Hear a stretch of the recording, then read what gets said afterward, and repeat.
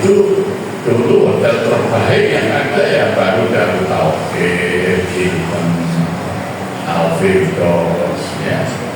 Kemudian ada hotel menengah kayak Asober, Al-Jannah, yang semuanya itu dimiliki oleh Badan Wakaf Masjidil Haram. Jadi Masjidil Haram itu punya hotel lebih kurang 281. Ya, termasuk sekarang ini Lasan dan Tower ada monumen bermacam-macam hotel. Semuanya di situ. Nah dari situlah masjid itu diurus sehingga tidak ini namanya wakaf yang produktif. Kalau kita ke Turki, hampir semua masjid di Turki punya pasar, ya. Jadi masjid dan pasar itu melekat. Masjid, madrasah, sekolah itu semuanya gratis karena dari hasil menyewakan kios-kios tokoan yang dikelola oleh masjid tempat pasar. Makanya masjidnya juga tidak ada kotak infaknya. Nah, kita ini memisahkan antara pasar dan masjid. Oleh karena itu masjid kita itu selevel kotak infaknya banyak. Oleh karena itu masjid ini menjadi mercusuar utama. Makanya Masjid Rasulullah SAW sejak dibangun oleh Nabi selesai, ya, itu dijadikan titik utama dari perkembangan masyarakat, perkembangan lingkungan. Makanya malam hari Masjid Nabi itu terang benderang lampunya dan terbuka itu sejak zaman Nabi, ketika itu masih lampu dinyalakan dengan minyak zaitun, ya, sampai hari ini. Maka bapak-bapak akan dibuka umroh tidak akan pernah menjumpai masjid yang dibangun Nabi malam hari gelap dan dikunci. Sehingga kafilah-kafilah yang lalu di Yathrib, yang lewat Yathrib, dia akan melihat kota Yathrib itu masjidnya sebagai sentral. Sampai hari ini juga begitu. Pusat daripada kota Madinah yakni Masjid Nabawi 0 kilometernya. Pusat Makkah yakni Masjidil Haram. Pusat perdagangannya ya seputar masjid. Kalau kita itu seputar masjid kuburan.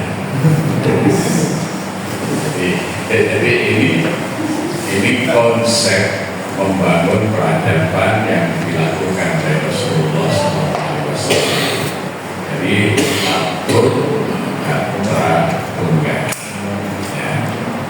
Nah, maka para wali dulu ke tanah Jawa juga begitu. Sunan Ampel ketika minta izin untuk menyebarkan Islam kepada Kertabumi atau Brawijaya 5, diberi tempat di muara Sungai Lamong.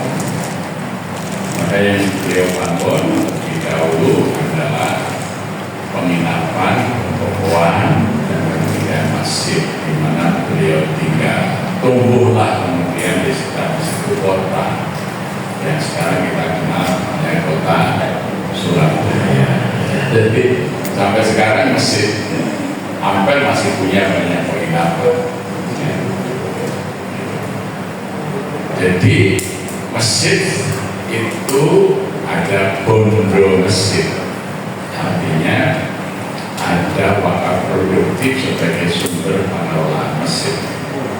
Adipati Semarang, Sunan Padanaran, Adipati Padanaran II yang kemudian menjadi Sultan Tubayan. Sunan Tubayan itu ketika akan berguru kepada Sunan Kalijogo di Tembayan Klaten, beliau meninggalkan Bondo Mesjid untuk Masjid Kauman Semarang itu 30 hektar sawah.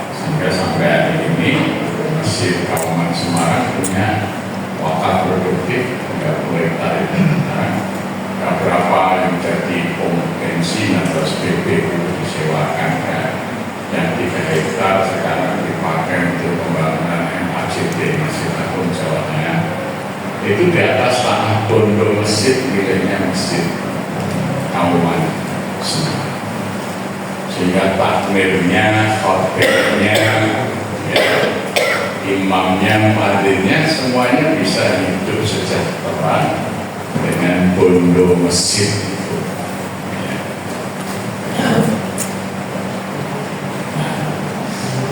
Oleh karena kita kalau kepada Al-Quran merujuk surat At-Taubah pada ayat ke-18, memakmurkan masjid itu 3 saja. Innama ya'muru masajidallah man amana billahi wal yawmil akhir wa aqamas shalah wa ata zakah wa yakhsha illallah. Diingatkan bahwa satu penanda keimanan kepada Allah dan hari akhir adalah memakmurkan masjid. Jadi orang-orang yang beriman kepada Allah dan hari akhir pastilah mereka memakmurkan masjid-masjid Allah. Orang-orang yang memakmurkan masjid Allah tidak ada niat lain kecuali karena didorong oleh imannya kepada Allah dan hari akhir. Innama ya'muru masajidallah man amana billahi wal yaumil akhir. Memakmurkan masjid itu hanya 3 saja. Satu, aqimis sholat. Bagaimana sholat bisa ditegakkan? Artinya makmurnya masjid itu diukur dengan jumlah orang yang sholat berjamaah ketika tiba waktu sholat wajib. Sehingga fokus daripada pengurus takmir masjid adalah bagaimana membuat masjid itu menjadi magnet untuk datang orang-orang ketika waktu sholat wajib ditegakkan. Ya. Jadi bukan indahnya bangunan, bukan besarnya bangunan, bukan luasnya bangunan, tapi yang dipikirkan untuk makmur masjid adalah bagaimana masjid itu selalu didatangi orang-orang untuk menegakkan sholat berjamaah. Karena dalam tuntunan Nabi Sallallahu Alaihi Wasallam beliau mengatakan khairus sholat minal mar'i fi baitihi illa sholatul maktubah. Sebaik-baik sholat bagi seseorang itu di rumah mereka masing-masing, kecuali sholat yang telah diwajibkan. Jadi kalau sholat wajib itu di masjid, tidak di rumah. Rasulullah belum pernah merasakan sholat wajib di rumah kecuali beliau sedang dalam keadaan sakit yang keras. Bahkan sahabat Abdullah bin Ummi Maktum yang rumahnya itu cukup agak jauh dari Masjid Nabawi, beliau pernah meminta rukhsah, ya Rasulullah Sallallahu Alaihi Wasallam, aku ini sudah tua, aku buta, tidak ada orang yang sesuai dengan untuk menuntun aku ke masjid, dan bahkan dari rumahku ke masjid ini sering terhalang pohon yang roboh atau ranting-ranting kurma, padahal ini orang buta.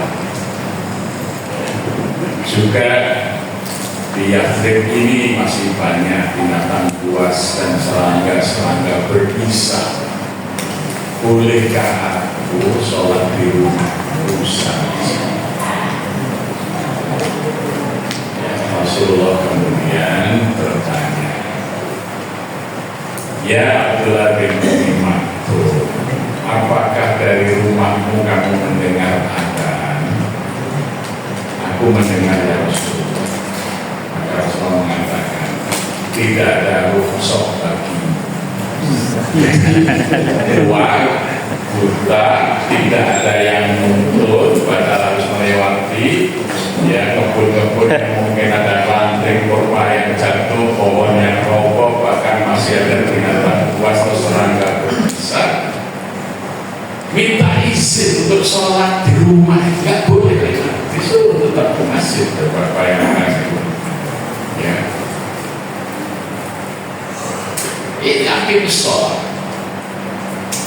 menegakkan sholat itu menjadi faktor paling utama untuk tegaknya sebuah peradaban yang akan mensejahterakan umat manusia. Ketika manusia bisa mengalahkan segala sesuatu untuk tunduk patuh memenuhi perintah Allah, maka ukuran masjid itu makmur atau tidak bukan pada bangunannya, tetapi pada semaraknya kehadiran orang yang sholat berjamaah di dalamnya. Oleh karenanya, kenyamanan jamaah itu harus menjadi fokus pelayanan kita. Ya, satu, masjid itu harus nyaman. Jadi orang sholat di masjid itu lebih nyaman dari sholat di rumah.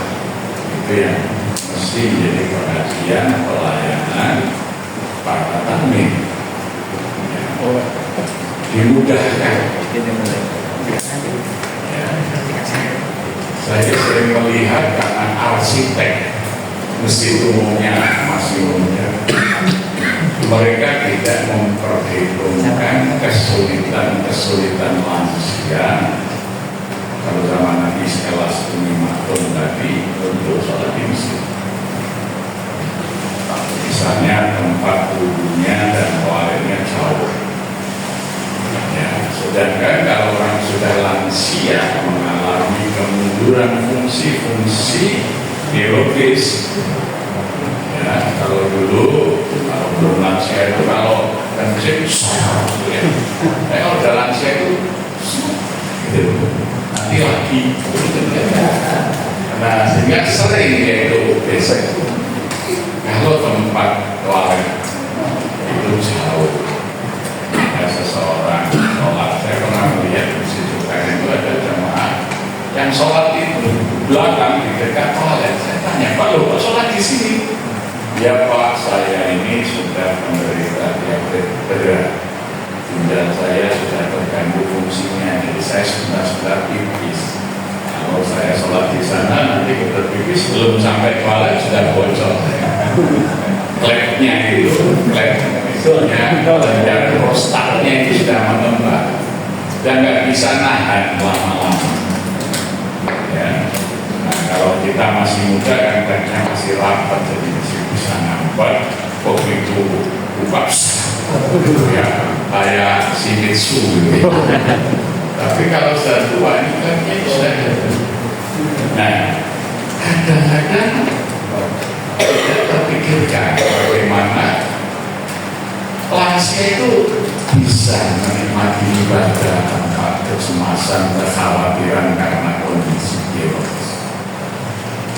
Yang kedua, kadang-kadang di situ karena space-nya tidak luas ya, harus dibuat 2 lantai. Tapi pakai undang-undang. Seperti saya ini salah yang naik ke rumah ini lantai 2 ini. Karena untuk saya sudah mulai pengakuran, jadi kalau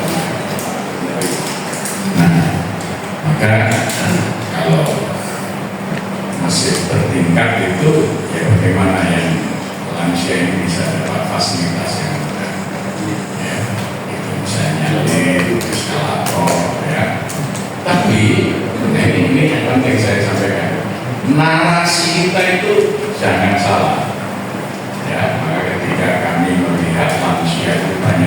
masjid kita renovasi menjadi 3 lantai.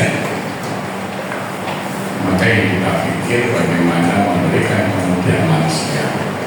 Kalau kita harus pasang lift. Tapi kalau narasi kita Masjid Jogokarian akan pasang lift 3 lantai untuk kapasitas 10 orang, ya itu 820 juta.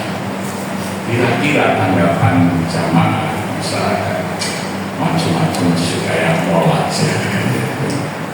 Tapi ketika kita narasikan bahwa bagaimana kita memudahkan para lansia kita untuk bisa berjamaah ketika penuh, dia bisa naik dengan ringan pakai lift, marilah kita muliakan lansia kita untuk mudah beribadah dengan kita pasang lift sebagai sarana agar tidak berat untuk naik ke lantai atas. Ya, cukup 10, mulai dari 10.000, ya. Yang penting diberi ruang siapa saja mampu berpartisipasi. Makanya hanya dengan 10.000 Anda memuliakan lansia dengan menyediakan lift itu 900 jutanya 10 hari. Dan tidak ada komentar tadi macam-macam pakai lift, ya. Karena semua orang merasa berkewajiban untuk memuliakan orang tua. Ya. Jadi ini pentingnya narasi. Itu apa? Nah, yang kedua, kita lihat masjid-masjid kita ini bersih bagus, termasuk tempat wudhunya, toiletnya, tapi tidak aman bagi lansia. Misalnya tidak ada pegangan, wah bersih, saking bersihnya licin, ramainya yang bagus gitu. Jadi kalau lansia itu tiba-tiba pusing, tertidunya kumat, Alzheimer-nya, ya nggak aman, nggak ada tempat berpegangan. Ya. Apalagi keramiknya keras, ya. Makanya sering terjadi lansia itu meninggal di kamar mandi, karena satu tidak ada pengamanan, ya, satu pegangannya nggak ada, dua lantainya keras. Nah, kalau idealnya kamar mandi lansia itu dikasih lapisan empuk, jadi kalau tiba-tiba pusing jatuh itu tidak terlalu berbahaya. Kalau di Jogokarian, alhamdulillah tahun ini kita meningkatkan layanan untuk lansia. Kami sediakan kendaraan antar jemput bagi jamaah lansia. Jadi lansia yang ingin berjamaah ke masjid, tidak ada keluarganya yang mengantar, cukup dia daftar ke masjid ingin berjamaah sholat waktu subuh, zuhur, asar, maghrib, isya, maka nanti ada petugas dari masjid yang menjemput dengan kendaraan listrik itu ke rumah-rumah warga lansia. Karena intinya bagaimana masjid itu makmur, banyak orang yang sholat, jadi fasilitas untuk jamaah. Yang kedua, dipilihkan imam yang bagus supaya khusyuk, ya. Karena kadang-kadang masjid itu imamnya sekedar, ya, sehingga ketika makmum bacaan imam itu tidak memenuhi syarat, sehingga mereka yang terlibat itu risih rasanya mendengar bacaan imamnya, mau mengganti susah, ya. Padahal imam itu pelayanan paling utama di masjid. Makanya kita kalau beribadah di Masjid Nabawi, Masjid Haram enak karena imamnya bagus-bagus, ya. Makanya imamnya gajinya harus tinggi, ya.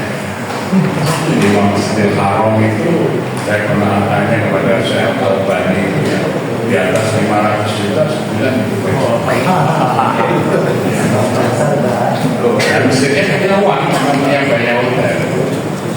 Nah, kalau imam masjid tidak digaji, yang terjadi imam jorok-jorokan dan mau.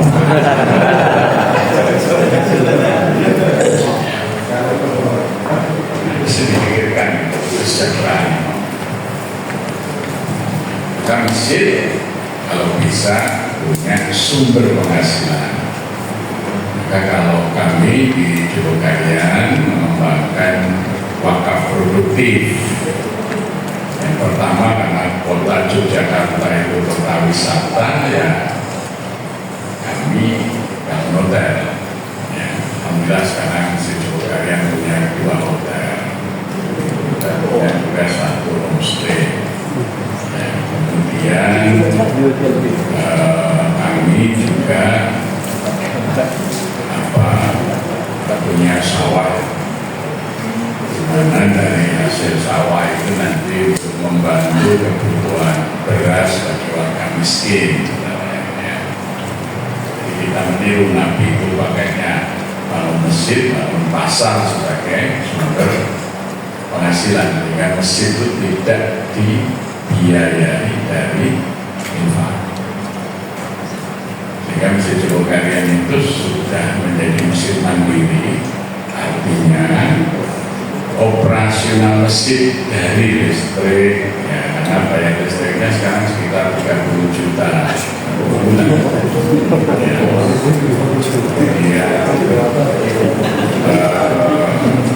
Karyawan kita ada 24 karena masjid ini melayani 24 jam, ada security, ada bagian cleaning service, ada ya bagian sekretariat, semuanya yang kerja full. Nah, kita gaji dengan baik. Tapi alhamdulillah dari BUMN, Badan Usaha Milik Masjid, itu kita sudah surplus, ya. Sekarang ini surplusnya sekitar 35 juta 1 bulan. Nah, makanya infak yang diberikan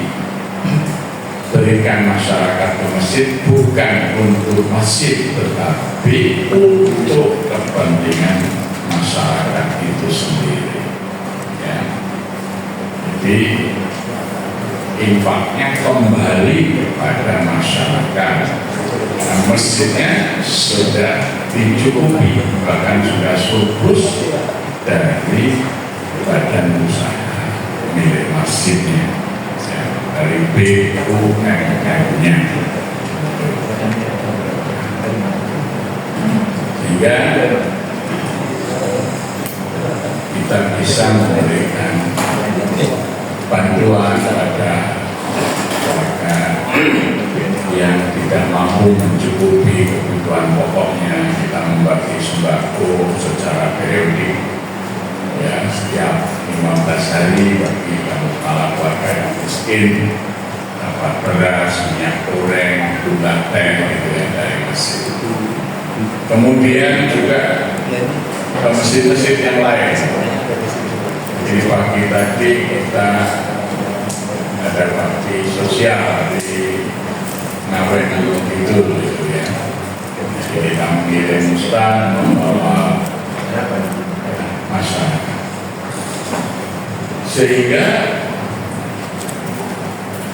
program yang kedua yang merupakan tugas masjid, wa'atuz zakat, itu kami maknai bagaimana mereka yang sudah tergerak untuk menjadi bagian dari jamaah masjid diberdayakan, ditingkatkan kesejahteraannya sehingga dia bisa membayar zakat. Jadi dari mustahik menjadi muzaki. Nah, ini programnya masjid. Tahun 2003 itu jumlah muzaki di Jogokarian itu baru 19 orang. Zakat mal yang kami himpun baru 5 juta 1 tahun.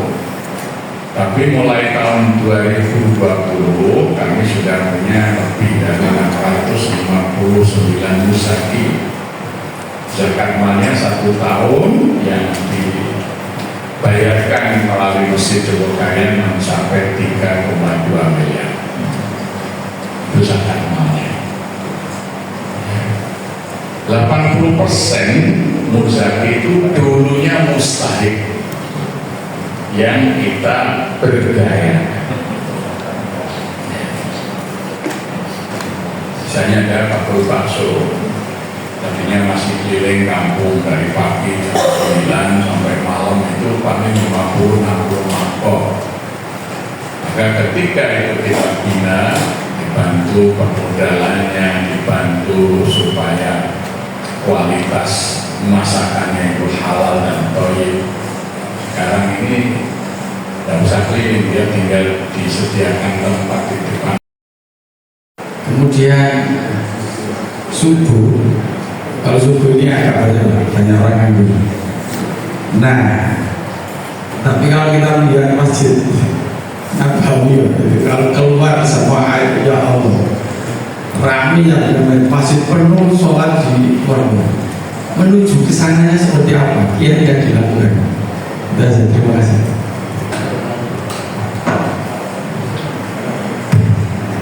Baik, yang pertama masih dalam gang. Sekarang itu sudah era digital. Era digital itu tempat itu tidak lagi menjadi faktor utama. Makanya sekarang banyak mall, usaha-usaha retail yang tutup karena kalah dengan marketing digital marketing. Ya, jadi sekarang orang jualan di dalam gang, bahkan di Jogja di daerah Progo itu ada orang curiga, tetangga-tetangganya ini orang kaya raya, sepertinya nggak pernah kerja, banyak di rumah gitu. Kayak jangan-jangan minggu dia. Ternyata dia bisnisnya itu marketing digital. Jadi cukup jualan itu dalam ruangan yang sangat kecil dengan internet. Dia nggak usah memproduksi, dilihat ada yang punya produksi apa, ya, kemudian dia tawarkan, dia jual. Maka sekarang ini ya bisnis COD, ya, pengantaran barang itu yang sangat meningkat, ya, karena tadi ini harus kita manfaatkan. Oleh karena itu tim media masjid harus kuat ini. Ya, kalau di Masjid Jogja ada namanya Biro Media.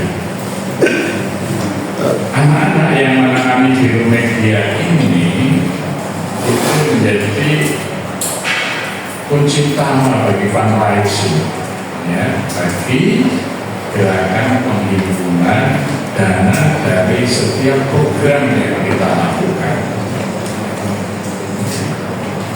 Satu, yang pertama memahami karakter orang, misalnya berinfak.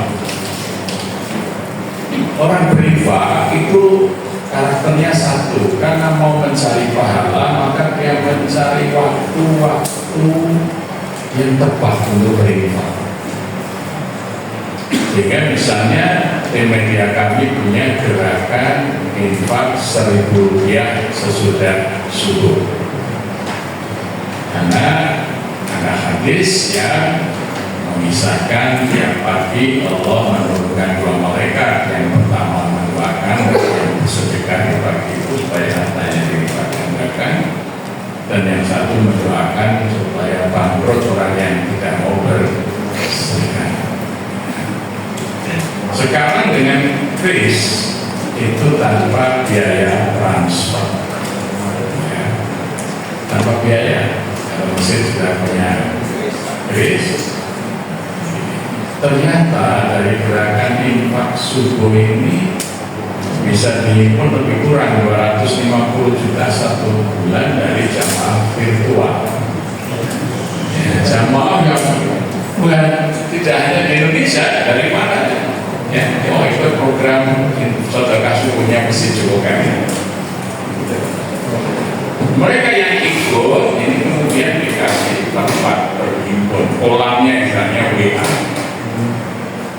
Nanti tiap 2 pekan sekali media minta saya menyapa para donatur yang berinfak itu, menyampaikan terima kasih, membuka konsultasi apa masalah itu supaya loyalitasnya itu terjaga.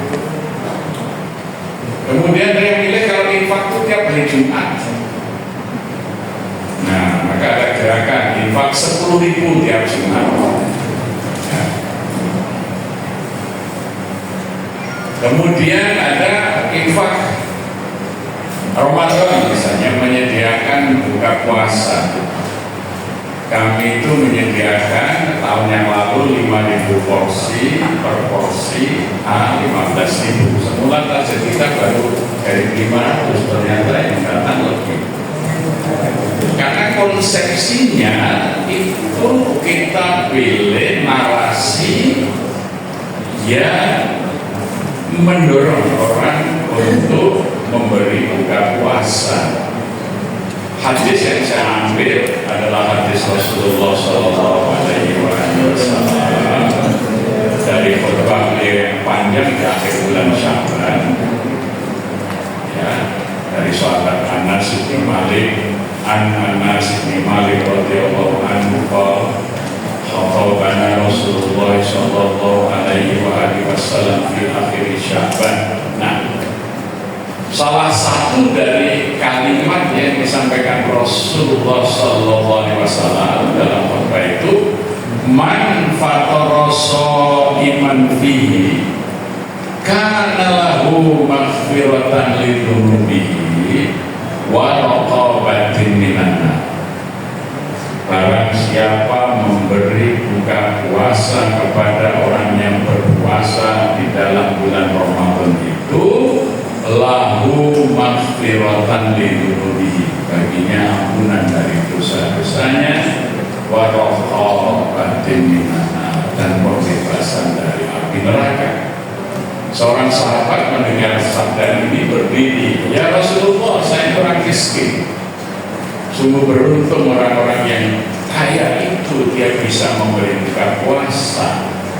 Bagaimana kebaikan itu bisa kami dapatkan? Rasulullah mengatakan, berilah olehmu buka puasa, sekalipun kamu hanya bisa memberi syurbatin ma'in, sebagai air putih, au mada qalbin labnin, atau sehirupan susu, atau sebutir kurma kering. Nah, ini narasi yang kami pilih. Memberi buka puasa selama ini narasinya sedekah, sehingga seakan-akan yang berhak makan buka puasa itu hanyalah orang yang kurang mampu, orang miskin. Makanya orang-orang kaya tidak mau makan buka puasa di masjid. Dan itu konsepnya tapi hadis ini menunjukkan bukan sedekah. Memberi buka puasa itu adalah ta'dhimul shaim, memuliakan orang yang berpuasa. Maka orang miskin pun digerakkan untuk mau memberi buka puasa, sekalipun syurbatin ma'in, hanya menyiapkan seteguk air putih, au mata kotelannya, atau sehirupan susu. Laban itu susu unta yang sudah diawetkan, yang kecut itu.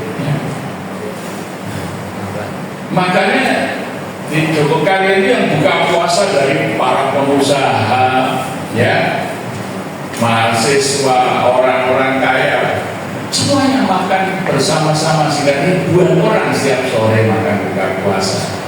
Kalau konsepnya sedekah tidak mungkin bisa, karena wah, saya nggak pantas, ini kan sedekah, masa saya makan buka puasa di masjid. Karena hadis yang dipilih sebagai narasi adalah sedekah, keliru. Makanya banyak masjid itu akhirnya yang buka puasa malah cuma anak-anak, bahkan anak yang tidak berpuasa. Akibatnya apa? Makanannya nggak enak, sederhana saja. Tapi kalau ta'dhimul shaim, memuliakan, bagaimana tiap tahun makanan itu kita tingkatkan kualitasnya, sehingga kita biasanya plus 10 itu sudah kita tutup donasi karena sudah lebih dari cukup. Nanti kita bagikan saldonya ke masjid-masjid lain. Lebih dari 100 masjid yang kami bantu untuk mengadakan buka puasa. Saldonya itu sampai ratusan juta. Karena apa? Konsepnya tadi mulisoin. Ini awalnya dulu saya umur Ramadan tahun 90-an itu kaget saya itu.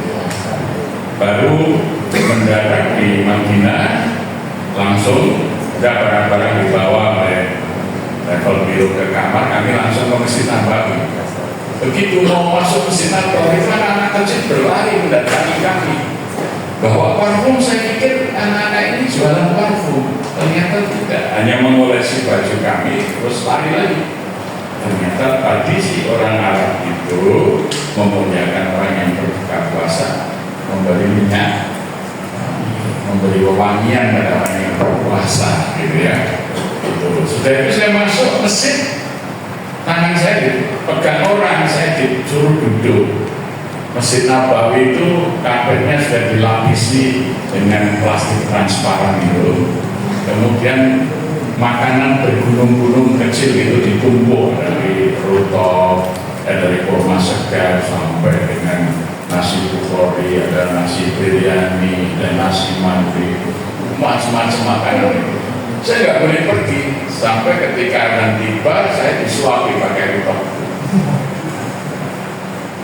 Ya, baru kita buka puasa. Setelah makan menjelang adzan dibersihkan semua, belum plastiknya, tomat. Saya berdiri ini, saku saya dikasih uang sama dia. Saya takbir itu nggak khusus kiro ini. Saya batalkan dulu. Ternyata saya dikasih $200 Amerika. Maka kemudian sesudah sholat maghrib, orang tadi saya temui, saya tanya, kenapa kamu ngasih saya uang? Dia mengatakan, membaca hadis ini yang panjang itu.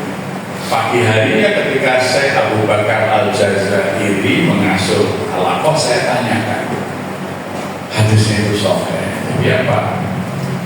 Dia mengatakan, saya datang dari Emirat membawa anak-anak, membawa keluarga dengan tetangga. Kalau Ramadan kami libur, apa? Kami mencari orang yang mau makan buka puasa yang saya sediakan.